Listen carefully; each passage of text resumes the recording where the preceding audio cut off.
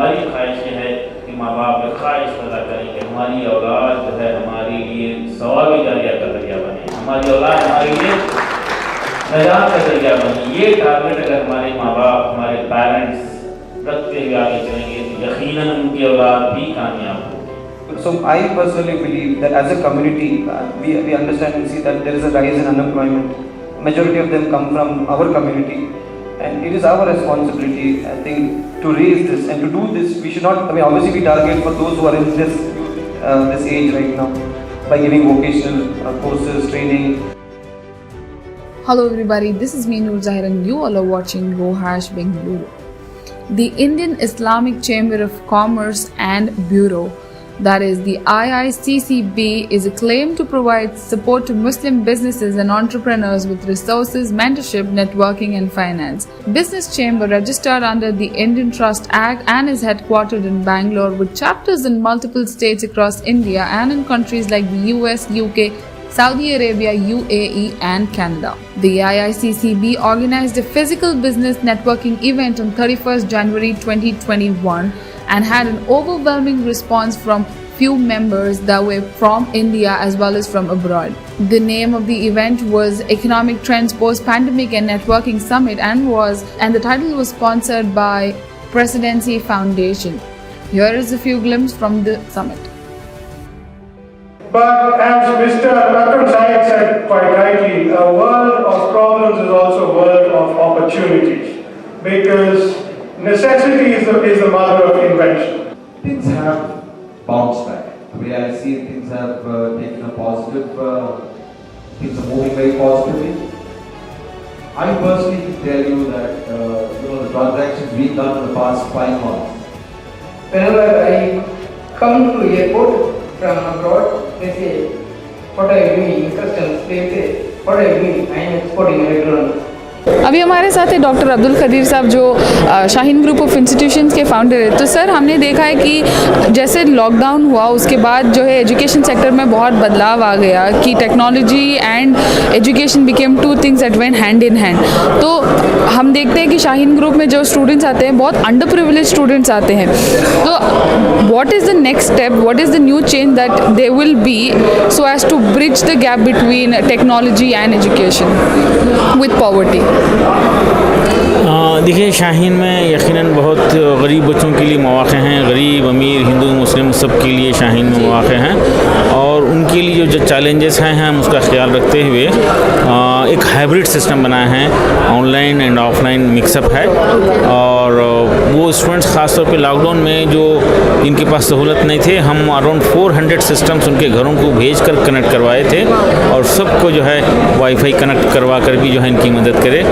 और फौरी लॉकडाउन के फौरी बाद इंडिया भर के स्टूडेंट जो नीट का प्रिपरेशन कर रहे हैं उनके लिए भी फ्री कोचिंग का अनाउंसमेंट किया गया था। और हमारी ख्वाहिश है कि पैसा जो है स्टूडेंट्स की तालीम के लिए, तरक्की के लिए रुकावट नहीं बनना चाहिए। उसके लिए एक ख़ास प्रोग्राम जो 13 साल से चल रहा है शाहीन स्कॉलर्स ग्रुप के नाम से, जो अब तक सिर्फ 10th के बच्चों के लिए होता था, लेकिन अब हम 10 डिफरेंट कोर्सेज के लिए ये टेस्ट कंडक्ट कर रहे हैं, जिसकी तफसीलात हमारे वेबसाइट shaheengroup.org पर हासिल किए जा सकते हैं। तो सर, आपने जैसे अभी कहा कि 400 घरों में आपने सिस्टम्स और वाईफाई का कनेक्शन दिया। जैसे सब पब्लिक जानती है कि Shaheen group is known for the high distinction marks the student score.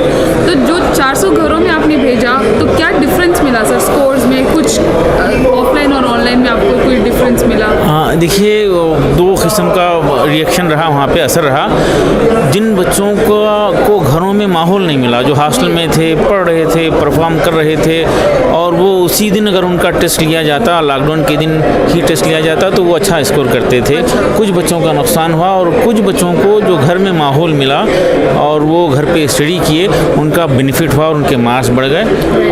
और इसी तरह जो है लकीली ऑल इंडिया का 9th रैंक नीट में हमारा स्टूडेंट कार्तिक रेड्डी स्कोर किया और अरबाज 85th रैंक स्कोर करते हुए हमारी ऑनलाइन टीचिंग का बेनिफिट लेके वो जो है ये पोजीशन पे पहुंचा। Thank you so much, sir. Thank you.